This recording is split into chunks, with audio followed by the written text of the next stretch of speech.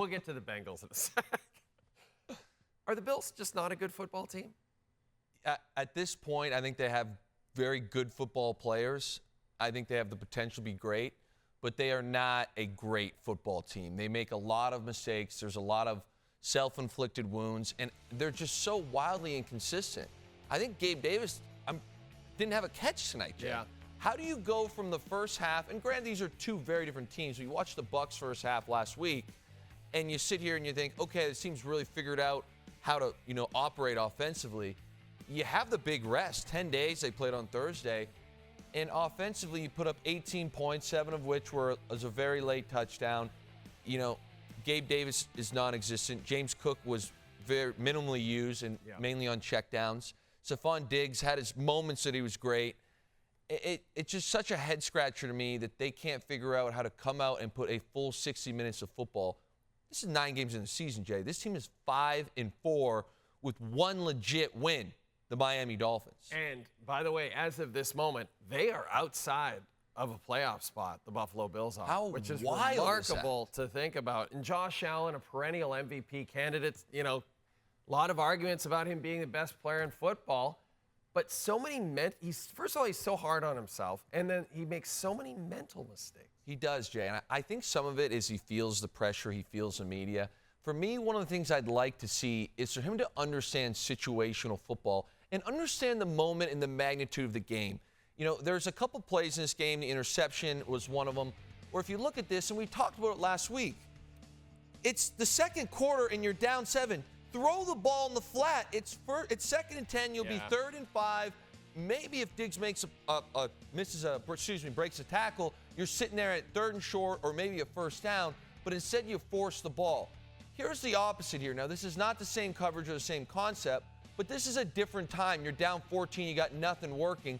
Now you throw that in that really tight window because you kind of have to at this point. Right. You got to make something up. And for me, that's where it comes down to Josh, where it's like that first play there, you look at it, it's generic cover 2. You've got the corner. Everybody's seen it. He's clouding off. And we saw this on this moment we talked about it, the same thing happening against the Patriots. They're baiting Josh into throwing this football. He does it again, and it's a huge play in the game. And then on the other side, Joe Burrow looks sensational. The Bengals started 1-3. Remember, we were kind of worried about this team. Now they've won 4 straight. And it's funny because it's almost like being that bad early in the season allowed them to figure out what was wrong and correct it on the fly. It's a big deal in this league, Jay, when you can make mistakes early, but you have the personnel where you can fix them. Right. And it also challenges you as a staff, as a team. And in a weird way, it does create a better bond. I've been on a few teams where all of a sudden we thought we were going to come out ripping. We struggle a little bit, and it forces you to really point the finger at yourself, look in the mirror. And now this team is absolutely rolling. And tonight, which I thought was very dangerous, was the use of the tight ends. I mean, we've seen Jamar Chase. You just saw Higgins. He obviously had a big night tonight. But you sprinkle in these tight ends making plays, Irv Smith, Sample, and now all of a sudden when you're prepping for this team, you want to take away Jamar Chase? We've got an answer for that. You want to take away all the wide receivers? We got tight ends that can catch the ball.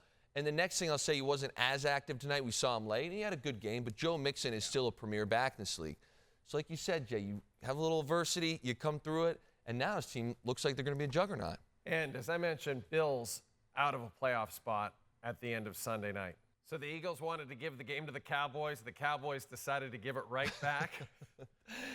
The way it ended, is that on Dak? Is that on the coaching staff? Where do you see it? To me, that last drive is on Dak. And before I'm too harsh on Dak, I thought this was the best he's looked in a long time. He's on the road, tough environment, division opponent. He ends with 3 touchdowns and 374 yards. I mean, he did everything he could, and he was rushing, he was extending plays. But this last drive is the moment where you just want to sit here and kind of scratch your head and shake your head. You're 1st and 5. There's 27 seconds left. Jay, at this point, I'm thinking to myself, you have 4 shots, 4 end zone shots. They have a false start. This cannot happen. If your first read isn't there, throw it at someone's feet as hard as you can. You have to have that cerebral awareness in that moment. You take the sack. There's no sense of urgency here getting back. And now all of a sudden we're on 2nd down with 10 seconds left. We snap the ball.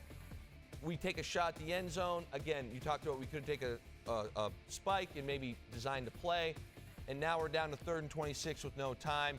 Did everything they could here. I get what they're trying to do. CeeDee Lamb, maybe break a tackle. Yeah. But going back to this in Dak, again, the guy played outstanding tonight. But in those moments, it's just you wish that he would think, okay, here's the situation. We're in good shape. Yeah. Eagles secondary's banged up. I got 4 shots from 11 yards out. Only thing I can't do here is take a sack or throw a pick. And now the Cowboys are 5-3, and man, the Eagles continue to look great.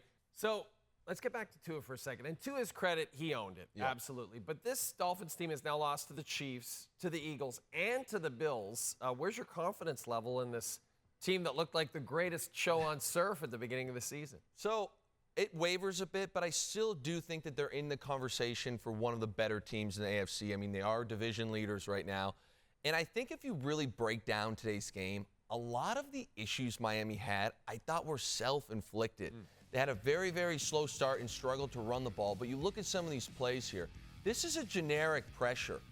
They need to recognize this pre-snap and either adjust the protection or throw a hot route. They're completely caught off guard by this. And then late in the game here, to tie the game, you've got pretty much a surefire touchdown, and there's some sort of miscommunication. And this last play on 4th and 10, I have a hunch here what happened with the snap was that Steve Spagnuolo, the defensive coordinator for the Chiefs, actually had them in cover 0. It was an all-out blitz. And I think that it got to the point where Tua was probably thinking, catch the ball, get it out right away.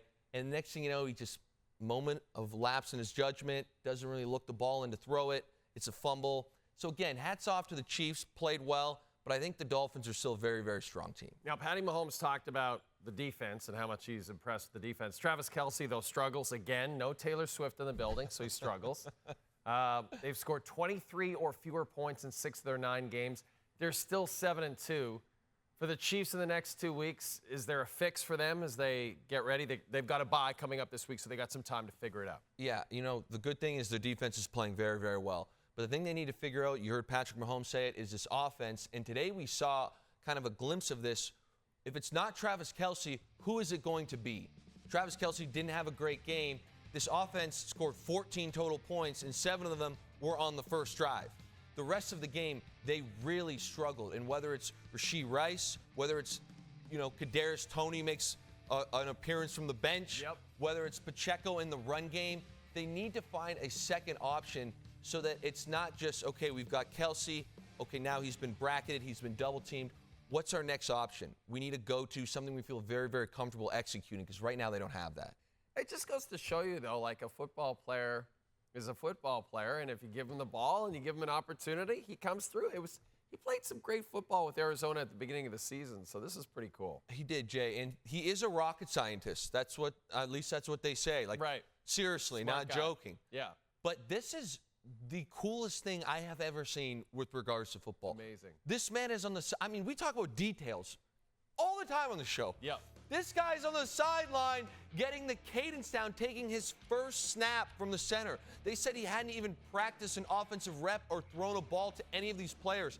He comes in afterwards and says he doesn't even know everyone's name. Yeah. Somehow, I mean, you just saw a touchdown there. Oh, okay, not sure what I'm doing here. I'm just going to make a play with my feet. No big deal. He almost got hit hard right there, too. Put it all out in the line. Yeah. 4th and 7 on a 2-minute drive. I'm going to just become Michael Vick.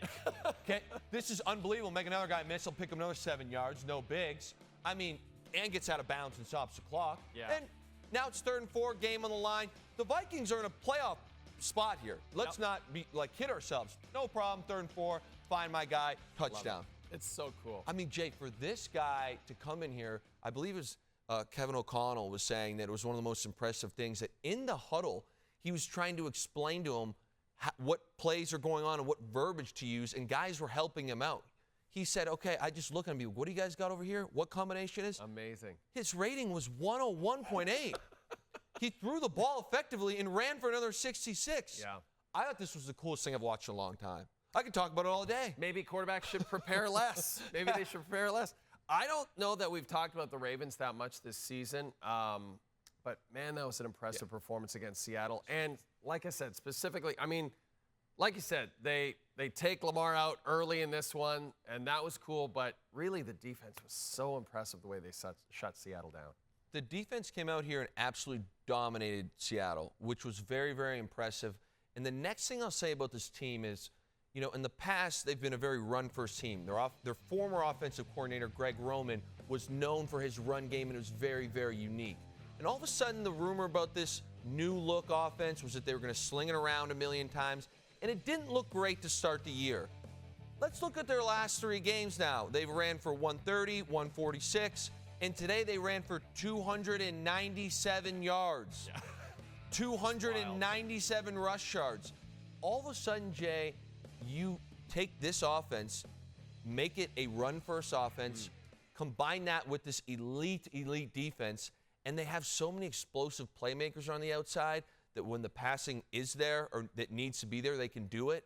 This team is a juggernaut, and we need to start talking about them as a Super Bowl contender. And that's, if you watch the game, Tony Romo could not stop saying exactly what you just said, that this team, he would be shocked if they're not in the mix when the season is over.